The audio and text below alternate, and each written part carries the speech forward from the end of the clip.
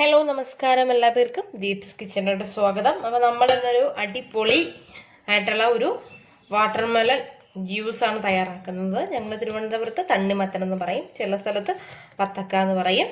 അതാണ് തയ്യാറാക്കുന്നത്. അതിനായിട്ട് ഞാൻ ഒരു ഇതുപോലെ ഉള്ളൊരു പോർഷനാണ് എടുത്തിട്ടുള്ളത്. അതിന് ചെറുതായിട്ട് അതിൻ്റെ കുരു എല്ലാം കളഞ്ഞിട്ട് ചെറുതായിട്ട് നുറുക്കി എടുത്തിട്ടുള്ളതാണ് ഇതിലോട്ട് ഇട്ട് കൊടുത്തിട്ടുള്ളത്.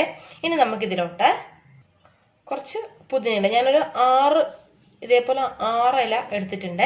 നിങ്ങൾക്ക് എത്ര വേണോ അതിനനുസരിച്ച് പുതിനയിലയൊക്കെ ചേർത്തോളൂ. പുതിനയിലയൊക്കെ ചേർത്ത് കഴിക്കുന്നത് നല്ലതാണ്, നല്ലൊരു കൂളിംഗ് കിട്ടും നമുക്ക് ബോഡിക്ക്.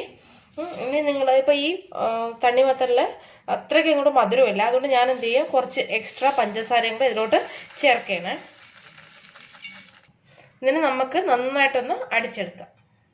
നന്നായിട്ട് ഞാൻ അടിച്ചെടുത്തിട്ടുണ്ട്. ഇനി നമുക്കിതിനെ അരിച്ചെടുത്തതിന് ശേഷം ഒരു ഗ്ലാസ്സിലോട്ട് ഒഴിക്കാം. അപ്പം ഞാൻ ജ്യൂസ് നന്നായിട്ട് അരിച്ചെടുത്തിട്ടുണ്ട്. അങ്ങനെ നമുക്ക് ഈ ഒരു ഗ്ലാസ്സിലോട്ട് ഒഴിച്ചു കൊടുക്കാം. അപ്പോൾ ഞാൻ അരിച്ചെടുത്ത് ഗ്ലാസ്സിലോട്ട് ഒഴിച്ചിട്ടുണ്ട്.